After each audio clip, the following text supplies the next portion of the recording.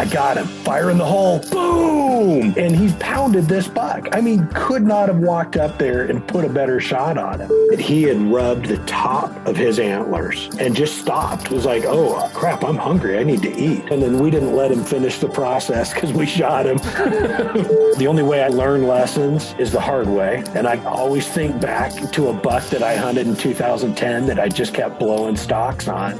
Knowledge of an area is more important than the trophy quality of an area. Hey, I hunted my butt off for that thing, and it meant the world to me, and it still does, and I love that. This is Henry Ferguson, a.k.a. Big Chief Whack-a-Buck, or Not Fit to Hunt, and you are listening to The Wild Initiative. Put down your latte and pull on your boots. There's a lot of people that can pull the trigger on an animal, but they don't know what to do with it after. If you would have told me that a stupid turkey was going to make me get that excited, I'd have told you were crazy. It's just a skill that you have to perfect over a lot of years. Hunting is a tribal activity. We've lost the tribe. We can't even hunt together anymore. Well, the people that are anti-hunting are usually pro-abortion. So kill the people, save the animals. I just remember riding my horse back to camp with the northern lights and the moose behind me, and I'm like, this is why I've done this. This is as cool as an experience as I will get. Hi, this is Jim Shockey. This is Sam Soholt, the public land bus guy. Hi, I'm Kimmy Greentree. Hi, this is South Cox with the Western Bowhunter Podcast. Hey, this is Ben Dedamonte, a.k.a. Shed Crazy. You're listening to The Wild Initiative. Hey y'all, welcome to another episode of The Wild Initiative, brought to you as part of the Waypoint Outdoor Collective. All right, y'all, today on the episode, I have the one and only Henry Ferguson. Y'all might better know him as Not Fit to Hunt or the one and only Big Chief Whack-a-Buck. Henry, man, I'm glad we were just talking before this, and it's been, Isaac Ailman introduced us, and it's been like 3 years or something since that introduction. I'm finally getting you on. Yeah, kind of strange. It's good being on, and always willing to sit down and take an hour or two to talk about hunting and the journey that it's been in my life, So yeah, I figure anybody that Isaac introduces me to has to have some sort of strange thing going on in their head, so they've got to be interesting, right? Well, I think kind of the measure of a man is the friends that he keeps, and Isaac has an interesting mix. Well, it says we have a good open mind and are willing to take it where it goes, man. I mean, that's just kind of life anymore, Oh yeah. No, I think I've told the story. I have had Isaac on. I told the story before about how him and I met, and it was like at a total archery challenge. And he was just like this random dude that was kind of interesting. And I talked to him for a while, and he's sitting there after the show. He's like trying to sell me on Easton arrows, like hardcore. He's like, dude, you got to be shooting Eastons and this and that. And I'm like, why is this guy so like all about the Eastons? Like, he's really trying to push this shit on me. And then he's like, you don't know what I do? And I'm like, oh, okay. Yeah, no, that makes a little more sense, but y'all can go back and listen to my episode with Isaac if you want. But oh yeah, and the funny thing is, the first time, I met Isaac through Badlands Packs years ago, and I've always told Isaac, and we've since become really good friends. And in fact, he and Junior are coming over to hunt deer with me and my buddies this year. But I always tell Isaac that the first time I met him, it clearly meant a lot more to me to meet the great Isaac Aliman than it did for him to meet some clown named Henry Ferguson. And that's okay. I mean, hey, it's life's like that. When you meet your heroes, sometimes they remember meeting you and other times they don't. And that's all right. Oh man, I love that. He's just it's hard to describe him. He's just such a unique person. And he is, they broke the mold. Yeah. If you've met Isaac, you know exactly what we're talking about. If you haven't, I'm sorry, you're just going to have to live with that for, until it happens. So go to a total archery challenge and there's a pretty good chance you can, but you won't find him at the Easton booth. You'll find him at the Black Rifle Coffee Company booth now. There you go. So that's the difference, but still the same guy. Oh, absolutely. So yeah. Well, one thing I always like to ask folks is just, a little introduction of kind of who you are, but especially from the perspective of like, how did you get introduced to hunting, the outdoors, and this whole thing where we love so much? Well, that's a great question, because I mean, like most people, we all have our own little individual journey of how we got to be in the outdoors. And I mean, truthfully, I was born to be in the outdoors. I just was. And it's something that I'm happiest when I'm there. I'm most fulfilled when I'm there. And, I spend, as a kid growing up, I mean, I used to just beg my mom to take me to the lake, and I'd throw this little lure out there and fish. I could fish for hours every day. And that was my passion. It was what I did. When I got a little older, I went on a hunt with my dad, and it just happened to be a mule deer hunt in Montana. And he took a little buck, and man, I'm telling you, I was done for then. I mean, that was one of the coolest days of my life. I mean, that was probably 40 years ago. And there are moments and little snippets of that I can remember like it was absolutely yesterday. And I knew, as growing up, I knew that those were the kind of memories I wanted to make with my son and with my wife and with my family when I got to be an old fart.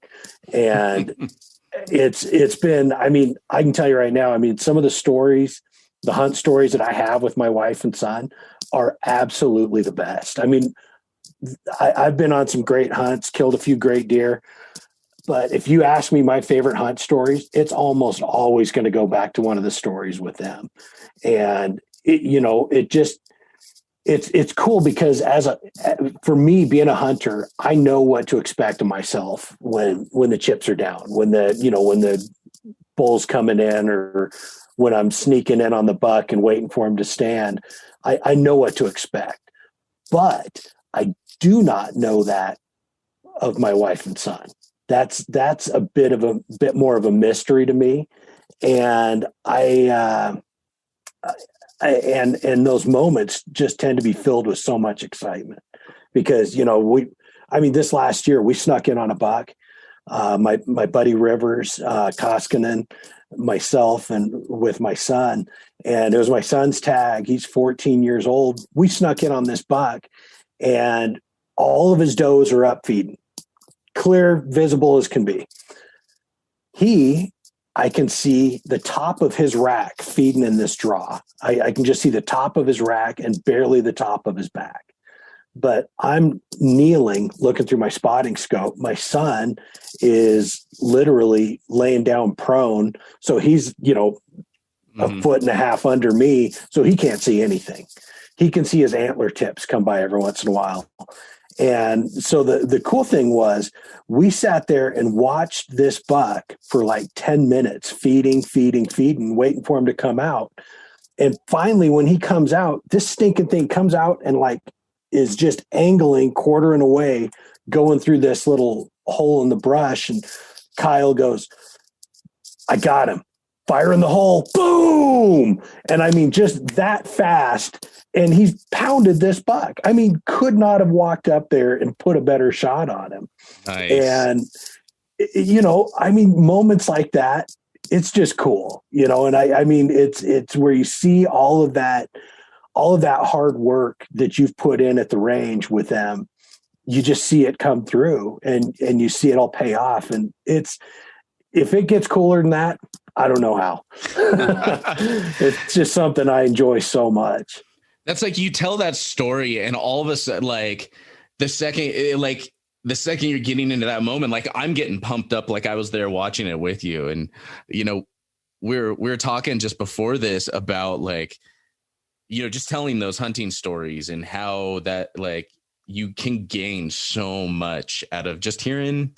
Oh yeah. Hearing those stories passed back and forth. It's huge. Well, and it's cool because that's our heritage. That's our heritage as hunters is those stories. And I mean, I love hearing them. I loved hearing them as a kid. I love hearing them now. And it's awesome to be able to hear somebody share their story of success. And, there's always a little nugget. If you mine deep enough, there's always a little nugget you can get out of there that can help you be successful later on if you're paying attention and willing to learn. Oh, absolutely. So now you mentioned your wife hunts as well. Mm-hmm. Did she hunt before the two of you met, or? Nope, not at all. She was raised in all your fault. It is 100% my fault. Yeah. And you know what? Just couldn't be more pleased with that. Nice. She is, my wife is just this kind, loving person who turns into an absolute cold-blooded assassin when there's an animal in the crosshairs. It's just the weirdest thing. She just has this ability to keep her crap together, and her thoughts straight. And in the moment of truth, if she's got crosshairs steady on that animal, it better be practicing falling down, because it's about to happen. I mean, it's a cool thing. I feel like when women get really invested into hunting, like women that from what everyone I've talked to, everyone I've seen, like when they're really invested, they are like, before that shot, they are the steadiest, like most cold-blooded. They could be the most emotional person in every other aspect of their life, but when they're invested in that hunt, they're like, God help me if they were an assassin on my tail. Well, and I think there's a lot of truth to that. And the funny thing is, it kind of leads to some of the lessons that you learn as a hunter, and for me as a mule deer hunter, I learned I'm not a super patient person throughout my life. It's just not one of my gifts that I was given as a when we came to Earth. I want something to happen, and I want it to happen here pretty quick. Well, nothing teaches you patience like having your eye on one buck that you've been watching all summer, or maybe like the buck I killed this year, you've been watching since 2018. I've watched him for 3 summers. And the cool thing is I literally just got the email back from Robbie Denning a couple hours ago, told me that was a 6.5-year-old buck. Ooh. So pretty cool. Yeah. But I watched that buck for 3 years, for 3 summers. And this year, he was the best buck I'd found. Each of the other years, I'm like, oh no, I'll find something better. He's just an okay buck. He's getting ready to just blow up in growth. And this year, I mean, we had a bad drought for one thing, but just having the patience to watch that buck. And then I watched him several times this year before I stalked him, because I knew I was probably only going to get 1 or 2 opportunities at this buck. He's an old deer, and, they just tend to be pretty impatient when it comes to people blowing stalks on them and bumping them out of their beds. Mm-hmm. So that's something that I, just learning. And the only way I learn lessons is the hard way. And I always think back to a buck that I hunted in 2010 that I just kept blowing stocks on, just thinking, it's a numbers game. I'll figure it out. And truly, I never did. I mean, somebody has killed that buck, scored 201 3/8. In case you're wondering. Yeah, and that's all right. I've hunted exactly this many 200-inch bucks since then. So, that's a tough one. It's a bitter pill to swallow, but it's one of those lessons that you just have to learn, or you're doomed to continue failing. Well, man, if it makes you feel any better, you can see my biggest buck in this picture right here. Oh, I see that whopper back there, man. That's when you shot in Arizona, right? Yep. Shot that down in Arizona. My first tag filled, my first buck period, first archery, whole thing. And I've yet to fill a mule deer tag since. I finally filled my elk tag. Happy with that. Hoping to make it back down to Arizona in August and chase some muleys over the counter before coming back up for elk. But we'll see, man. I've always been an elk guy. Yeah. I've always been an elk guy. But mule deer, like, I don't think they'll ever overtake elk in my mind, but they've been growing on me, man. I'll tell you what. Here's where the world shifted for me. So in 2004, it's 2003. I was actually pretty new bow hunter. I'd been shooting a bow for a long, long time, shot in tournaments and stuff for years, but just hadn't really gotten crazy about bow hunting. And, even though I'd hunted a bunch as a kid, I'd still go outdoors and went fishing a lot and stuff, but just bow hunting hadn't really tipped me over the edge just yet. And so I was glassing this herd of elk, and I just knew this herd's pattern so well. And it was going to happen. I mean, it was just a matter of time. And I knew I was going to hunt these bulls like the middle of the month, and I was going to be ready. So one of my neighbors at the time, a guy named Fred, gave me some terrific advice. And he said, Henry, get out there and shoot a deer this weekend. I go, oh, yeah, it's just that easy. I'm just going to go shoot a deer this weekend. Great idea, Fred. Have you seen the statistics? Do you know how low the odds are of this happening? Much less on command. I'm just going to go out and shoot a deer this weekend. So I went out that weekend, and it had just been pouring rain for days leading up to the beginning of the season. And as it was, I went down this big hike, made a big loop through this big basin, and saw a lot of sign and stuff, but never saw any animals. And I'm literally walking back on the road, and I'm like a mile and a half from my truck, and I cut this really fresh set of tracks walking on the road, on this old dirt road. I'm like, well, this is kind of cool. So I followed the tracks for a couple 100 yards, and they veered up into the woods, and I just kept following the tracks. And eventually I lost the tracks, and I'm sitting here looking around, and I'm like, man, which way did that deer go? I mean, I can't see the tracks anymore because I'm in thick grass. I look over, and out of the corner of my eye, I catch a tail flick. The deer is standing 45 yards away from me. So I drew back, and I couldn't have walked up and placed the arrow any more perfectly on this deer. And I shot, it just went perfectly. And so I shot this deer because he said, Fred told me, he goes, Henry, you don't want your first experience at full draw on an animal to be, on a big game animal, because I'd shot a bunch of rabbits and stuff. But he goes, you don't want it to be on a trophy animal. He goes, just get out there, get it figured out, and then you'll be more ready.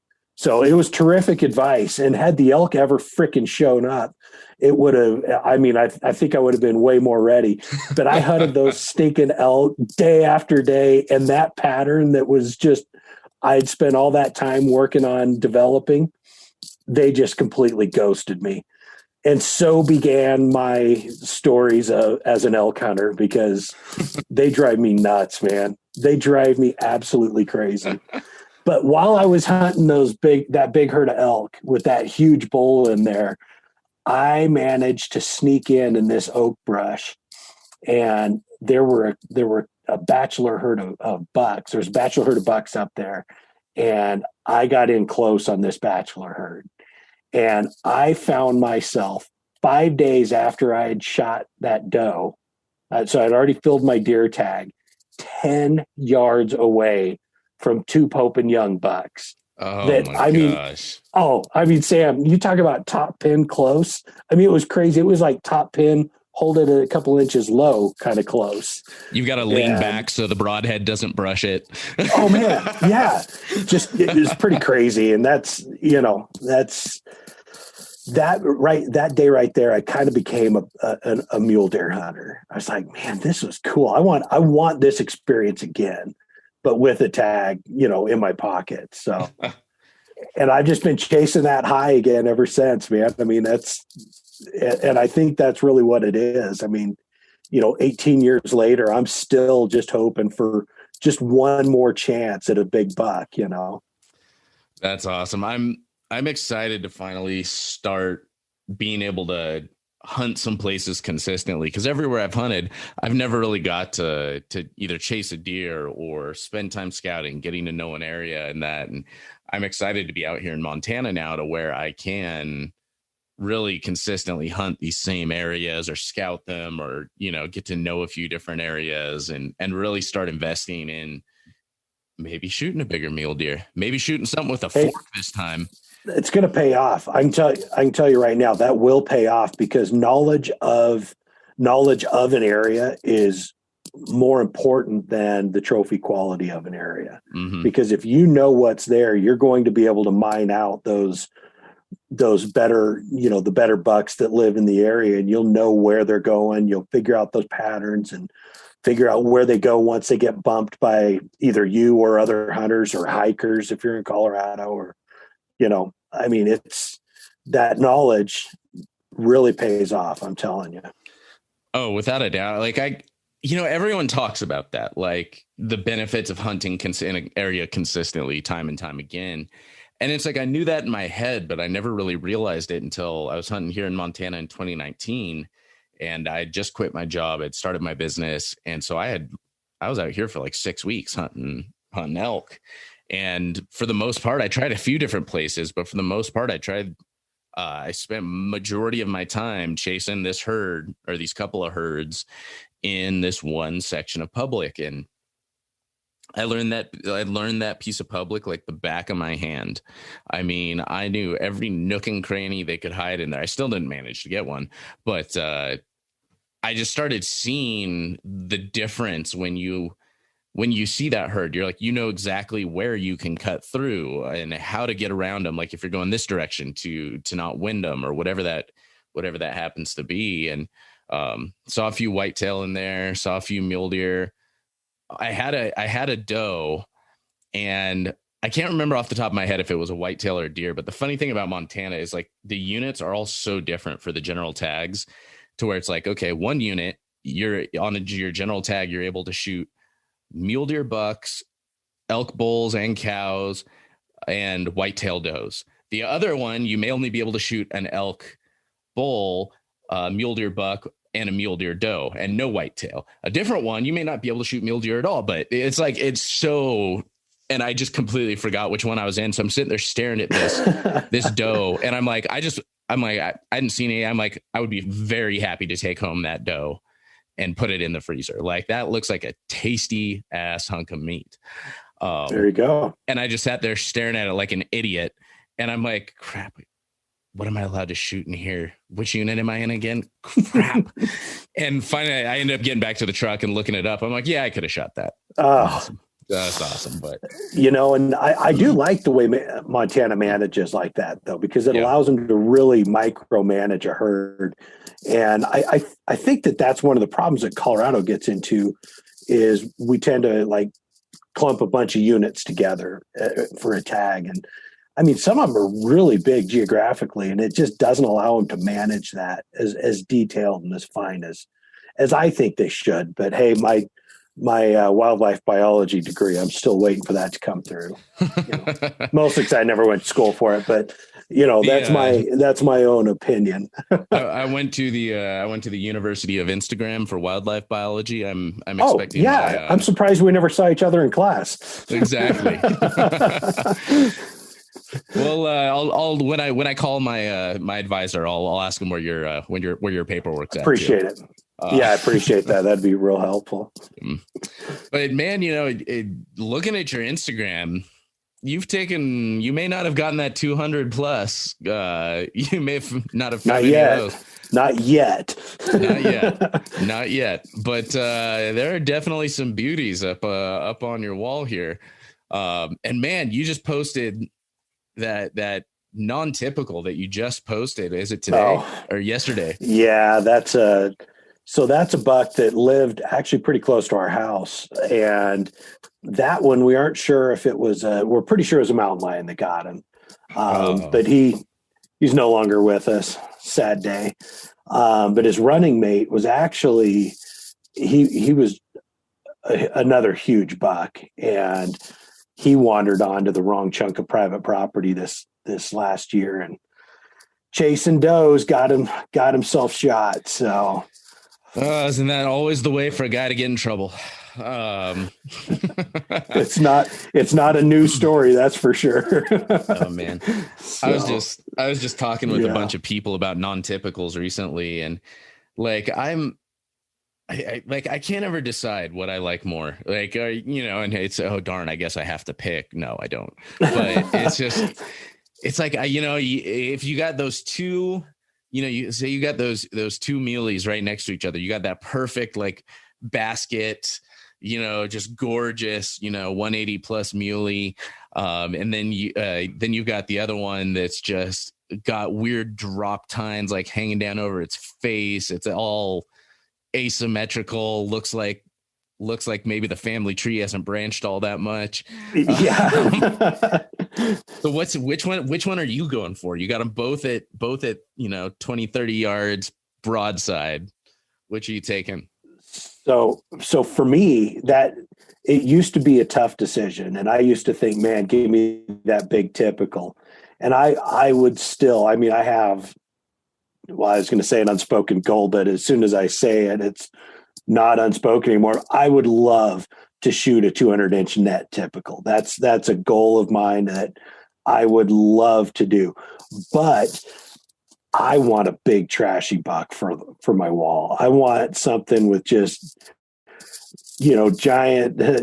giant frame with stickers everywhere, big bases, and that's what I'm looking for. But yeah, it's tough. And the fact is, I'll take whichever one I feel is biggest. There's my cop-out answer for you. Yeah, I don't know what I'd do in that case. I think for me, it would come down to, if I'm looking at both bucks, like which one just looks like the older kind of gnarlier deer.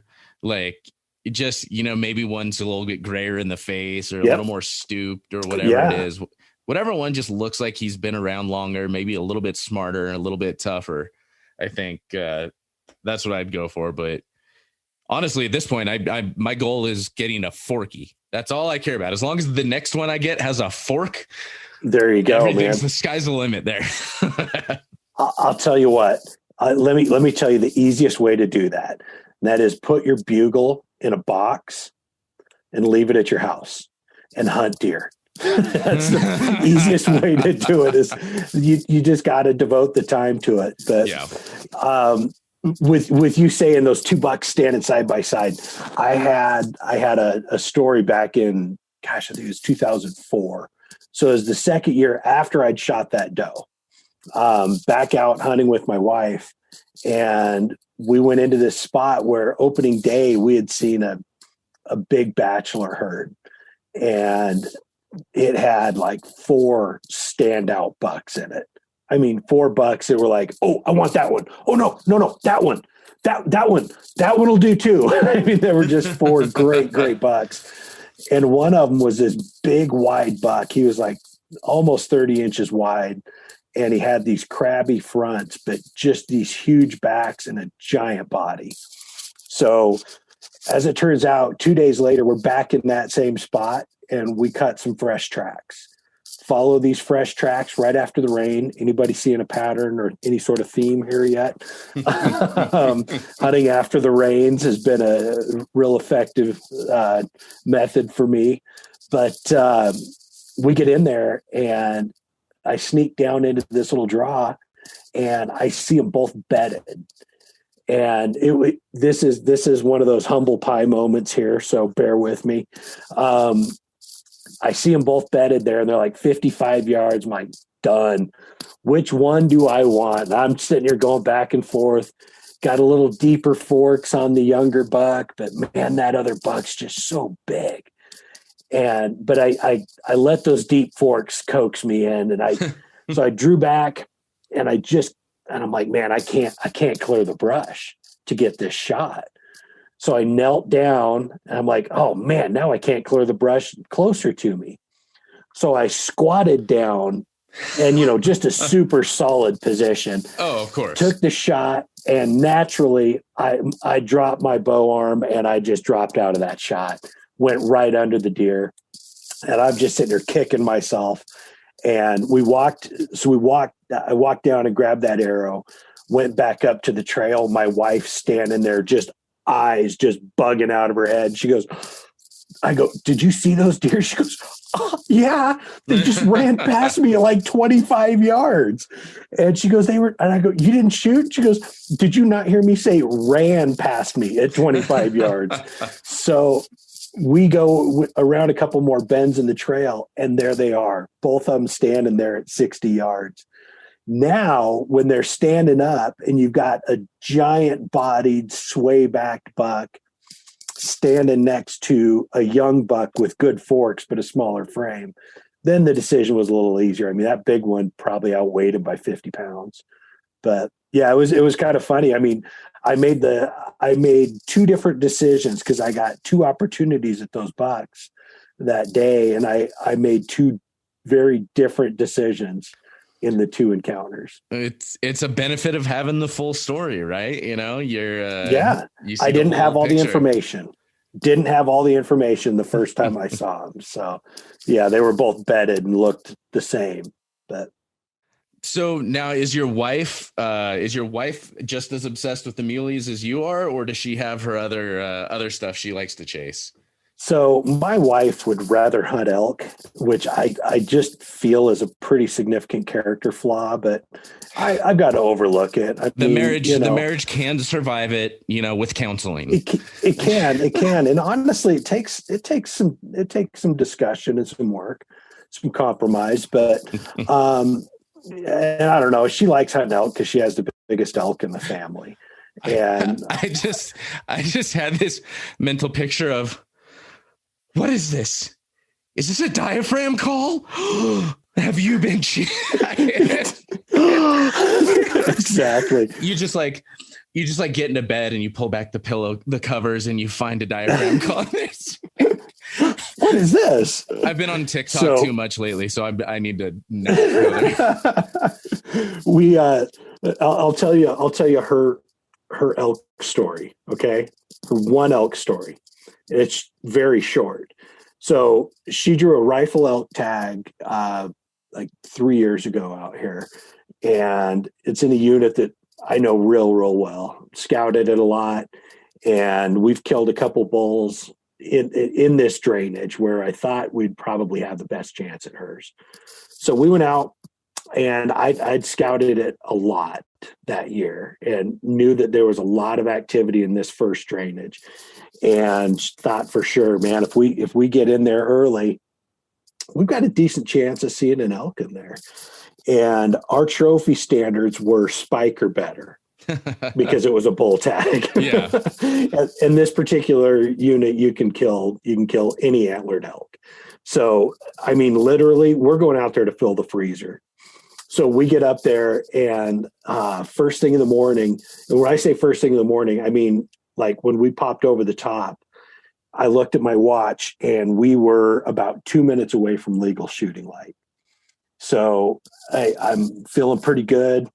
And like I said, we just popped over the top, and I look out across this basin, and it's more of a canyon than a basin. I'm like, holy crap, elk. So opening morning, first light, a couple minutes from legal shooting light, and I throw my binos up, and I've just got 8s, and I'm looking, I'm like, it's a bull. My son, who, let's see, at the time, he would have been like 10 or 11, pulls up his binoculars, and he has 10s, and he goes, holy crap, it's a big bull. And so now our hunt has gone from, we'll take any spike that'll stand still, to we've got a big 6x6 standing out in front of us. And she gets down on the tripod, because there was just enough ground cover. We couldn't get a decent shot prone. And so we get her on the tripod, and holy crap, man, she is just, I mean, the wind's howling up there, and she goes, it's just all over the place. So I reached over and turned the scope from 16 back down to 6. And she goes, oh, that's way better. And About 10 seconds later, dead bull. I mean, it's just crazy. So literally the sun is not even up. We're, by the time we got everything ready and got tripod out and stuff, we're like 10 minutes into legal shooting light. The bull was just feeding peacefully on the other side of the canyon. And he took one right high shoulder and boom, down he went. Done. Season was over. One bark of the rifle. So, Jeez. Well, shoot, man. But that's maybe I kind need of to go. Maybe I need to go spike hunting then. See, you just gotta adjust the expectations and be happy with what's out there. Because we like elk burgers, and that's, we were hunting for a full freezer, and as it turned out, it ended up with being a full freezer plus a $1,200 taxidermy bill. Yeah, there you go. Yeah, I'll tell you what. I'll tell you what. Since filling my first elk tag, and then filling that freezer as well, and really, I mean, I've bought some chicken, and that's about as far as the meat I've bought in the past year, coming up on a year. Yeah. And I've gotten really used to that. And it's funny, everyone talks about like, oh, as the longer you hunt, the more you kill, your standards go up and your requirements go up. And I'm kind of like, this year I'm like, filling that freezer sounds like pretty damn good. My standards will start going up once the freezer is full. So I'm thinking like I need to go out before season and do like some doe hunts or some cow hunt or something somewhere. If you can, before absolutely. I do like my good, because then I'm like, okay, got the freezer full. I'm not going to be sitting there questioning like if every time I pass a group of cows or that I'm like, oh, should I just taken that? Should I have just taken that? Well, and I did something I've never done this year. I passed elk during archery season. I've never in my life passed elk. I don't do it. It's something that I'm like philosophically against. And this year I found a couple good bulls in my scouting, and I'm like, man, I'm just going to wait. I'm going to be patient. And I snuck in on 3 different herds and had multiple opportunities well within range. I had the lead cow sitting there scent checking me at like 18 yards this year. Jeez. On an either sex tag. But there was a big bull in that herd, but he just never would. He was the weirdest thing. He just stayed in the middle of the herd, just stayed in the middle of cows. And I could have shot 2 of his satellite bulls and just waited for the chance on him, and which just never materialized. But it's tough. It's like, you read all about elk hunting and it's like, okay, this is how you call them in and this and that. And, and albeit I've not been elk hunting that long. I started in 2017. So, I've been on a total of 4 elk hunts, but I have never in my life had the experience of like, oh yeah, you call the bull and it comes in and this and that. I'm like, I've barely seen some bulls.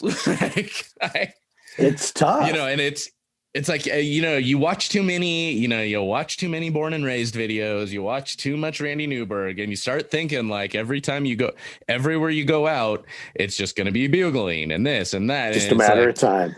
Yeah. And I know I'll have it I know I'll get into it one of these days, especially, the more I hunt, but it's just one of those funny things, I feel like that is the exception to the rule. Like calling in those bulls like that is the exception to the rule. And you got to get some serious time in the woods to really have that experience. But I'm excited for when I get it. Oh, I completely agree. And honestly, those moments there's not much in the world like it. I mean, it's pretty awesome when you call in an elk. I mean, it's a pretty awesome feeling.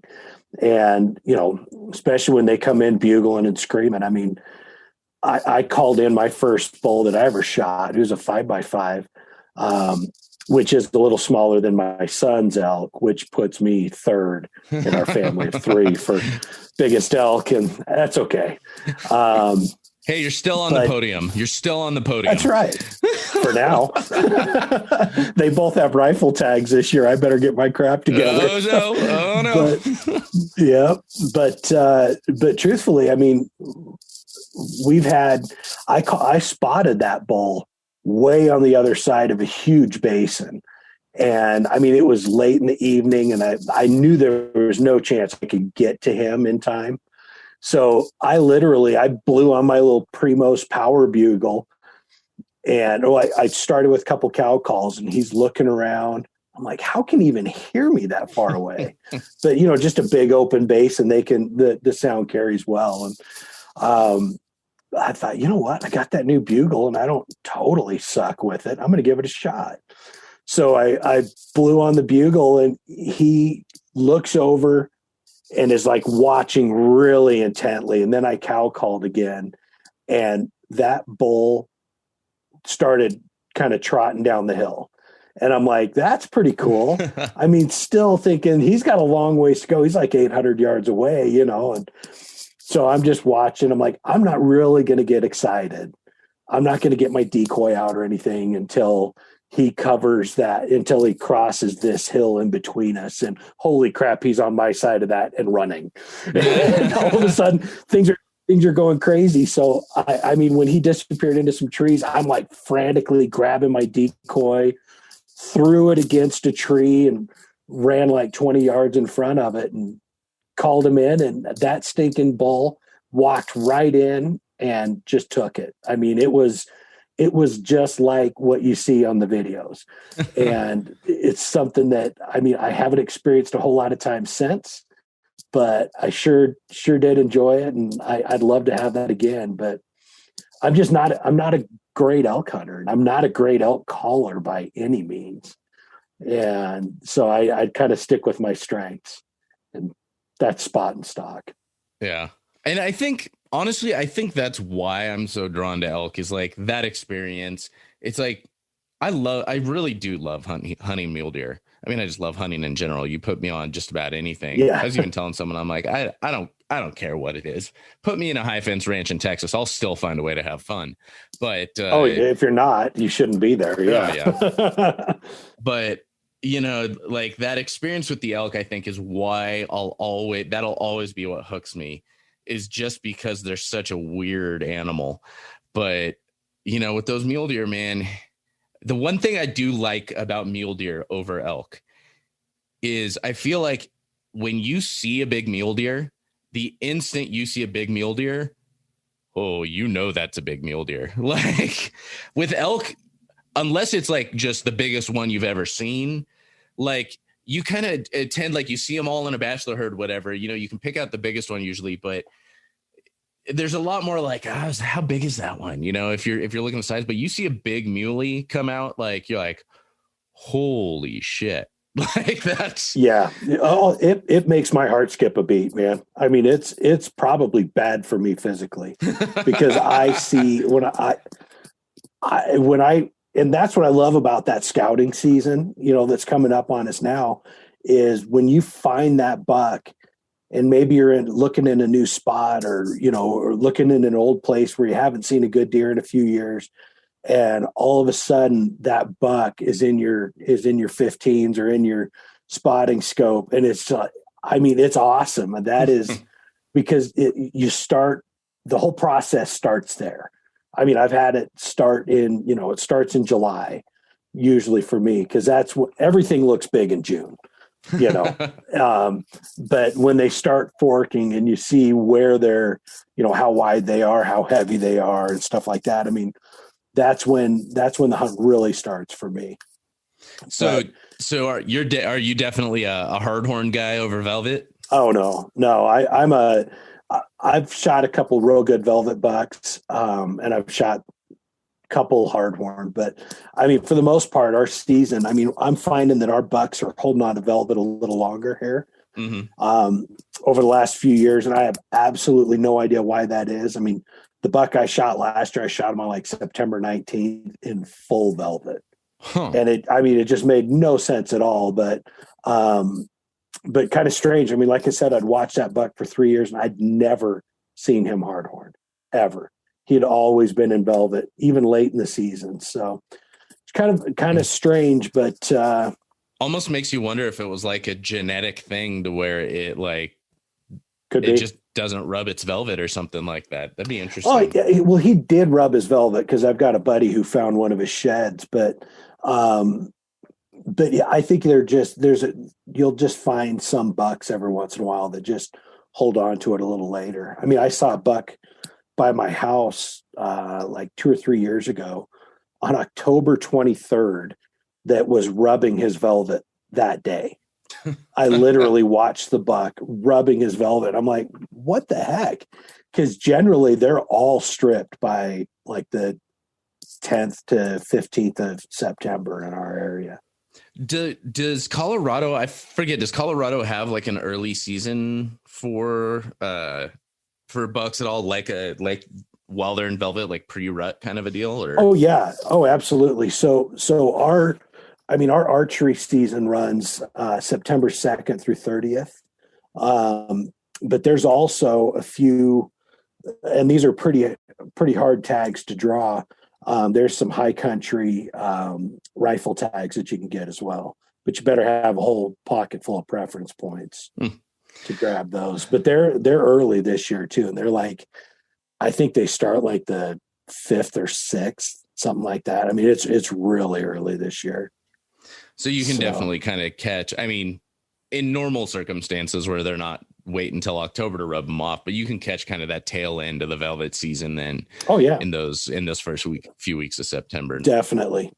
Like I said, ours usually don't rub, and they'll start like around it's kind of that 7th to 15th range that you'll see some of the early ones going around the 7th. And then by the 15th, usually they're all hard horned by then. It's such a weird, like deer and elk and it's such a weird thing, man. Like that whole process of dropping the antlers, regrowing them, and then the velvet and rubbing them off. And it's like, it's a nasty looking thing. I mean, when you find those rub offs, or you just see that big old buck or something with like bloody, it looks like just blood red antlers. It looks like some straight out of a horror movie that it just like massacred some poor hiker or something. Yeah, it looks like it just came out of a Stephen King audition, but it's cool though. And I almost shot a buck, and I still remember this years ago. This buck had just stripped his velvet. He was just a monster, and I snuck in on him and ended up having a little forky blow my stock. But I just kept thinking, oh my gosh, please let me kill this buck right now. This will be the coolest mount ever. He had it like hanging off his rack, hanging down like off the bases of his antlers. But his rack was blood red. It was just, nice. It was the coolest thing. But yeah, unfortunately that forky had other plans.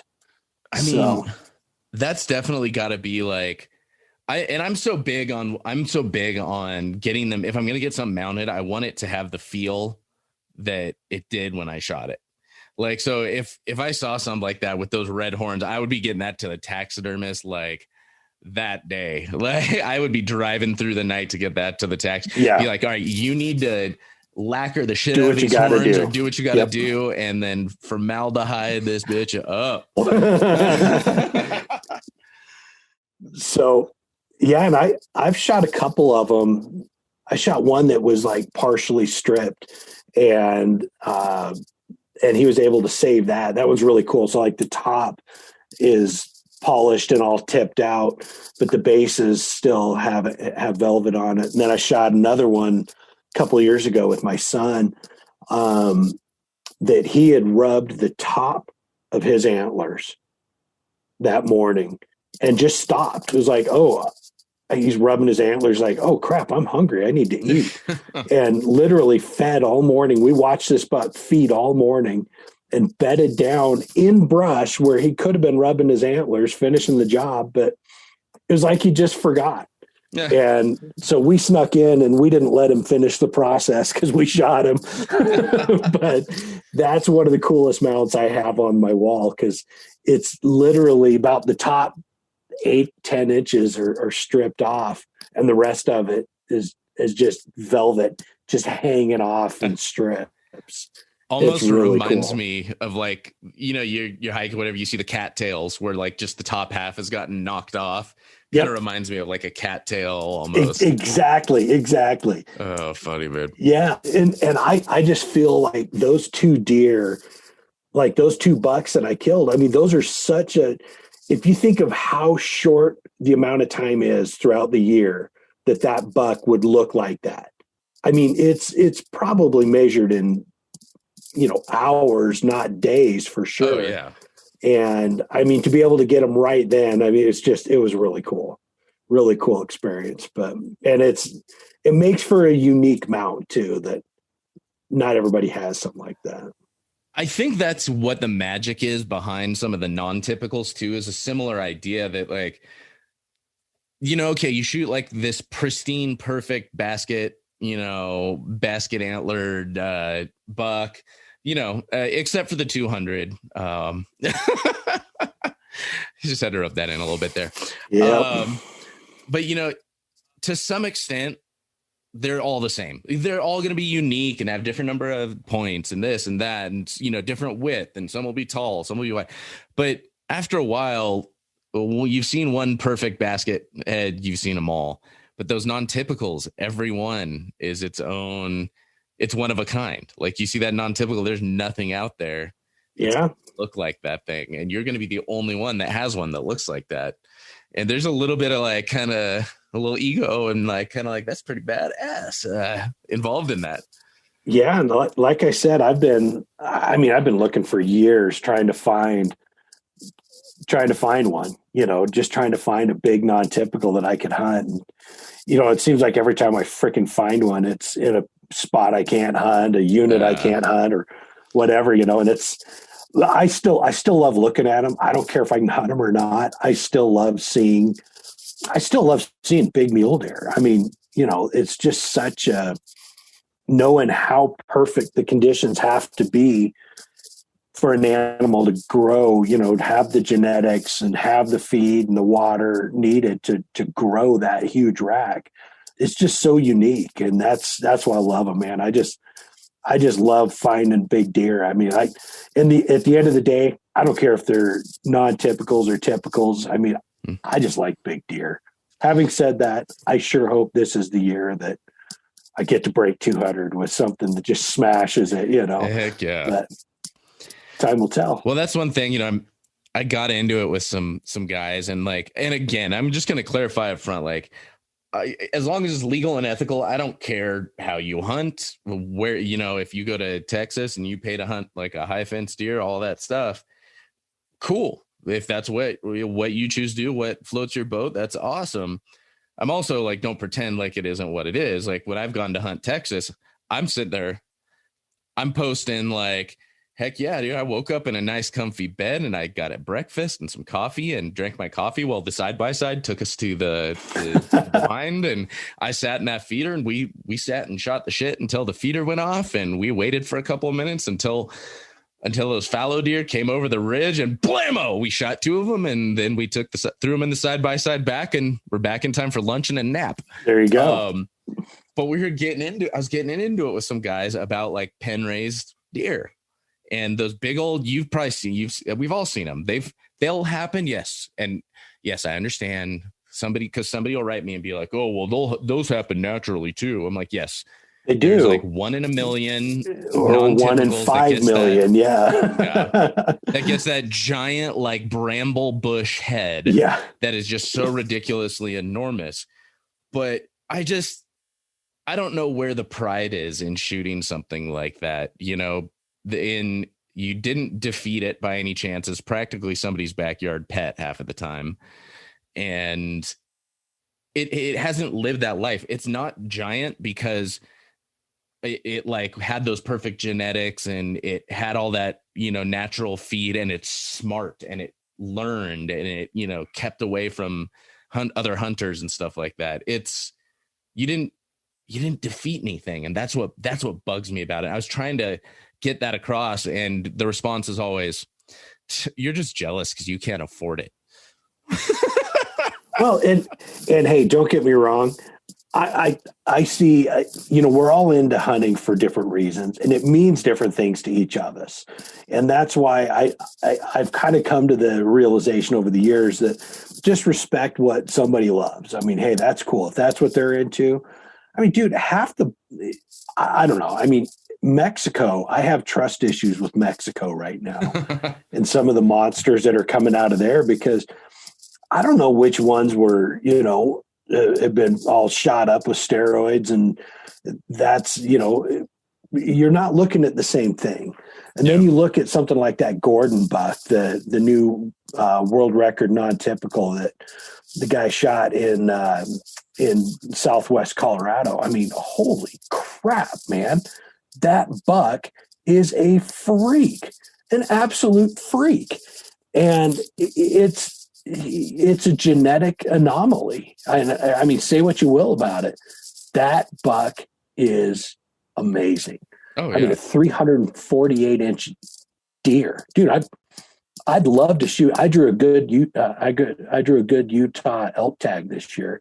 I'd love to see a 348-inch elk. I mean, much less a 348-inch mule deer. I mean, it's crazy, but. And I mean, that thing was in velvet too when he shot it, wasn't it? Mm-hmm. So I mean, you see like a 348-inch hardhorn. That's one thing. You see that in velvet, it looks twice as big, even. Like, it's just all the mass looks bigger, yeah. And it's just, that's the kind of thing that keeps me up at night and keeps me going out scouting, a lot during the summers. Just the chance that I could stumble upon one of those 1 in a million, once in a lifetime animals, and that's what keeps me coming back, man. I love it. Love the pursuit. And that's what I mean, I look back at my teeny little guy here, and he lives, right here, right where every podcast I record, every video conference I'm on, every photo I take out my desk. Yeah. He's front and center along with my little raghorn elk now that's behind me. And I'll be, I've said it a million times before, I'll be prouder of this deer and this elk than anything I will ever shoot in this lifetime. Like, I mean, I could shoot that Gordon buck, this season for all I know. That, something wild here in Montana could walk out on public land. I could get, let's face it, I could get lucky because it's not going to be through my spectacular hunter skills. Well, but hey, you figured out how to kill them. And, now it's a matter of taking that next step and taking some of the luck out of it by either putting in a lot of scouting and having, hey, here's my number 1 buck, my number 2 buck, my number 3 buck, or bull, whichever it is, and then it's a matter of just finding coming up with a plan and executing the plan. And that's the cool thing is and that first buck will always mean the world to you. Dude, I've got a spike that I shot in Northern Arizona in 1989 on my first deer hunt that I had a tag for. I went out with my buddy Kenny. He took me out, and I mean, we shot the only buck I saw that entire season. And to tell you just how big this spike was, it's in a quart Ziploc bag out on my workbench, the skull cap and the spike. But I mean, and someday I'm going to do a picture of me, my wife, and my son, all with our first bucks. Both of which are shoulder mounted. Mine, I couldn't convince my mom to spring for a shoulder mount, But and I don't know why. I mean, it was a huge buck, clearly. I mean, those spikes were. Yeah, I mean, they were well over 4 inches, and I mean 4 1/8 or something like that. But hey, I hunted my butt off for that thing. That was the only buck I saw, and when I saw it, I capitalized, and it meant meant the world to me, and it still does. And I love that. I really do feel like, I'm here in Montana. I really do feel like I should grab this and roll up to Missoula and take it into Boone and Crockett to get officially scored, just in case. Oh, I think you should. It's pretty enormous. So here's the question that I always ask people is, how many mass measurements do you get on a spike? I mean, because I feel like that's the difference from a spike being, like an 18-inch buck or like maybe a 30-inch buck. I mean, man, imagine that. But man. This is coming from a guy who has a few spike elk and is, hanging out around the house here. So, and I've just never been able to figure out. I'm going to have to give Boone and Crockett a call. I'm going to have to be like, hey guys, I need to talk to y'all. I need to talk to Pope and Young. We need to get this figured out. It's very, very critical for conservation purposes that we get this correct. I agree. Very, very serious. Very, very serious topic. If I were you, before you head over there, I'd probably ask for a panel measurement. Just so, they do that for their, like the top 5, top 10 type bucks. Make sure, you're getting an accurate representation. Hey, I don't want my record in the books to be asterisked. So yeah, that's probably the best. You want that sucker official. Absolutely. I don't want it disputed, anything like that, man. I love it, man. Oh man, hey, who is allowing us to record this unsupervised? Honestly, no kidding. It's like the poster children for adult onset ADD. Oh, geez. But yeah, I shot a little buck a few years ago. I'd had a job change, and I mean the season was just a mess for me, and I literally had a few times out. And the last weekend out, man, this old Forky stepped out in front of me, and I hesitated for about a third of a second. I made a great shot and put him down. And he, and I kept telling, everybody's like, why'd you shoot such a small buck? And I said, boy, that you're just looking at this all wrong. I said, as an archer, I'm looking at that going, anybody can hit the big ones, but man, to hit a small one right in the lungs, do you know what kind of precision that takes? So, hey, just had a little fun with it. That's all. I'm just really trying to show off my archery skills. That's why. Exactly. My first archery kill was a cottontail. Actually, funny enough, it actually technically was my first archery kill was a cottontail. So was mine. Cottontail. I was out. My first 50 were probably cottontails and squirrels. So it was funny. I mean, it was out of the trip I shot this deer. I was out with the guys, and we were going fishing. We were going to go fishing at this cattle pond, just take a break for the evening. We'd been hunting pretty hard for about a week. And we're like, let's just go like chill out. And we got a cooler full of beers and a thing of hot dogs. And we were jack pulling carp out of this cattle pond. And we pull up, and my buddy's like, Sam, go shoot that rabbit. You'll get your first kill. I'm like, well, shit. All right. And pull out the judo tip. Done. And pull back. And I'm like, boom. And execute this perfect shot. And I just hear this weird noise of like and I'm like, what the hell was that? And I watch my arrow like go straight for a split second and then just veer off like in the most bizarre fashion. And I'm like, oh, that must have been one of my veins must have come full loose or something. and it didn't come off. I didn't lose it, but it was flapping. So it just made my arrow like go wah! Off to the side. Like, and my buddy looked at me like, what the hell was that? And so I'm like, you know what? Screw this. And I grabbed one of my broadheads, and I was using, I think Montec G5s at the time or something. So just a big old solid steel 3-blade broadhead. And, the benefit of using those on something like a cottontail is you actually kill and gut the animal at the same time simultaneously. That can very much be true. Again, just showing my knowledge of trick shots as an archer, I chose to save myself time by gutting the animal after dispatching it, so immediately after dispatching it that way. So excellent. Saving time, making sure that you're able to get the meat out quicker that way. It's really that's right. Well, and you don't have the guts in the animal spoiling any meat. So exactly. It's it's ethical. It's perfect. It's the perfect way to do it. Really, if you're not doing that on elk, we just need bigger broadheads. Well, and one other thing that in all seriousness, it shows you, hey, my broadheads are hitting where I'm aiming. Yep. And that's a lesson that a lot of people go out to hunt and they don't have that lesson fully answered in their minds. They hope their broadheads are hitting where they're aiming, but most people don't do a full broadhead tune of their bow. And it always shocks me. I feel like you go through these steps when you first start. You're shooting your field tips, and then you're like, okay, it's time to go hunting. You throw on your broadheads, maybe you make some small adjustments, and then you go. Then the next year, you're like, okay, I got to do this like broadhead tuning thing, but you don't really broadhead tune.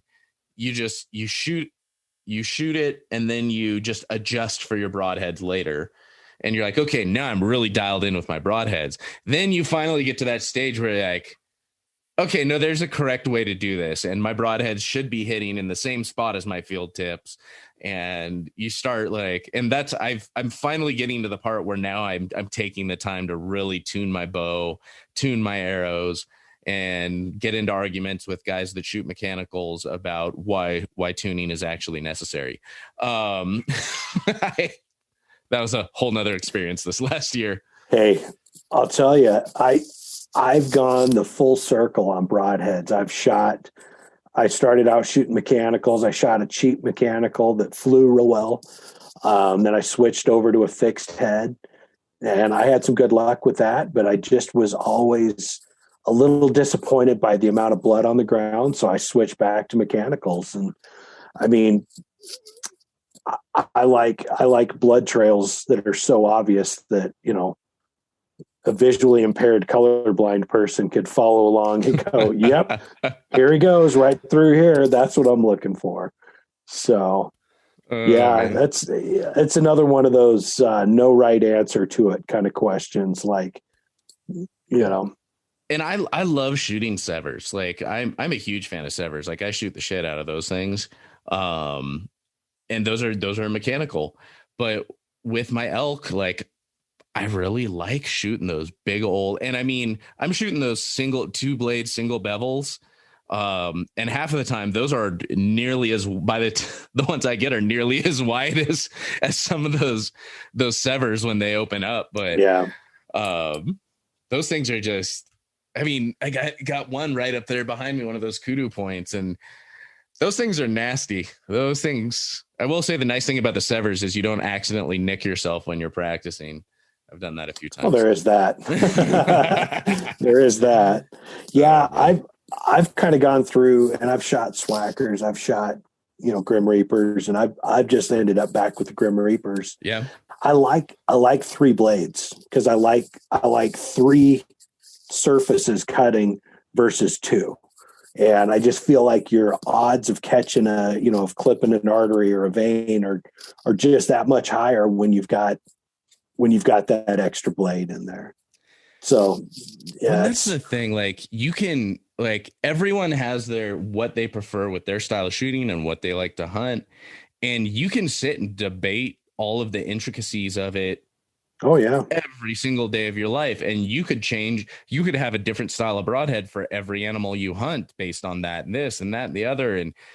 And it just comes down to what's your focus and, what's your setup? What's your focus? What do you like to shoot? Because no answer is going to be right for everyone. And we're all trying to find a broadhead that's going to work for the majority of what we like to hunt. Okay, maybe you're going out for turkey. You'll probably pick something a little different than what you're shooting for elk. Or you may just grab your bow and hammer a turkey with a 605 grain arrow. But they're going to be just as dead. I once had a buddy. I was hunting with a buddy. We were doing an elk hunt. We were chasing grouse, and we each had a couple of judo tips, but we were back there for 7 days. And so we had lost one and we had busted the other, or this or that. And so we were kind of just down to our broadhead arrows. And finally, like we'd had a bunch of grouse, and there's this one grouse, both of us lost the judo tip on it. And for some reason, like we could not hit this thing, but then it was just insult to injury at that point. And my buddy was like, screw it, pulled out one of his broadheads. And because what it was is I missed him. He clipped him, but the thing like flew away, or he like clipped him pretty well with the judo tip, and it flew away. And he's like, screw this, pulled out the broadhead, and the thing landed right in front of a log. And 20 yards, he hammers this grouse with a full, like solid steel broadhead, pins it to the log, and he's like, and I just remember hearing him say, "Fly away now, asshole." Went up and and we had grouse and Mountain House chicken and rice for dinner that day, and it was lovely. There you go.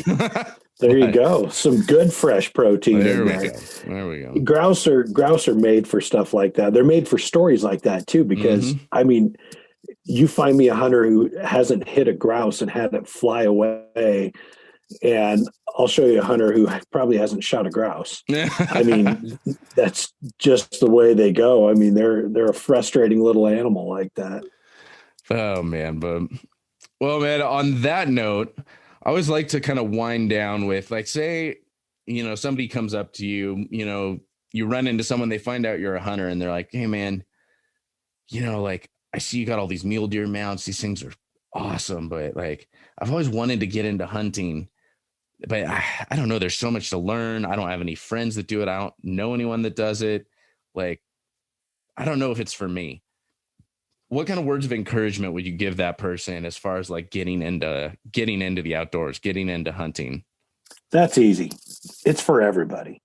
I mean, and I say that because as humans, we are innately hunters and gatherers. That's what we've been for, our previous generations. That's how they live. That's how they sustain themselves. And I feel like that's in each of us to some extent. And a lot of us, it lies very deep. It lies very, very deep. But I do feel like even if, and I've taken people out who have zero interest in hunting, zero interest, but I've taken them out with me. They're like, hey, I just want to see what the attraction is. I'm like, hey, come out for a scouting trip with me. And, I'll pick you up at your house at 3. And they're like, PM? Like, oh, heck no, AM. And we'll go out and we'll drive for a few hours. We'll hike for a little bit, and we'll be in place when the sun comes up. And I mean, most people won't take you up on it. 3 o'clock is a barrier to entry that keeps most people out.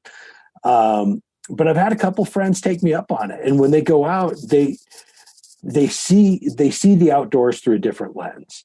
And I mean, I've had a couple of them, a couple of good memories from that. We actually took the bishop from our church out with us once, and he just, he still doesn't hunt, but he appreciated it. He grew to appreciate where that jerky that I gave him every year came from, and saw the outdoors through a different lens, rather than just saying, hey, see those deer over there on that hill. We sat there and watched those deer for a couple hours and broke down what they were doing, why they were doing it. And, hey, and then I asked him, all right, it's opening day. You've got a tag. You need to get within 50 yards of that buck. How do you do it from here? And, you kind of go through the step by step of a stock, and it just opened his eyes, and he's like, man, this is really cool. He goes, it's not for me, but it's really cool. And and I respect that, but I think that's the best way to do it, is just get somebody out there, get somebody outdoors with you, and let them see animals through a different lens, so to speak. Awesome, man. Well, I really appreciate you sitting down, taking the time. I know you're heading out first thing tomorrow. Yeah. And so I'm glad we were able to make this work, man. Yeah, it's great. Thanks, Sam. Thanks for having me on. I appreciate it. All right, y'all, that'll do it for this episode of The Wild Initiative. Make sure to check out the show notes page at thewildinitiative.com/205 and get links to everything we talked about in today's episode. Big thank you to Henry for taking the time out, hopping on. Really had a good time chatting with him. Definitely have to let y'all know what my little teeny spike scores when I get the Boone and Crockett or the Pope and Young panels to give it an official score.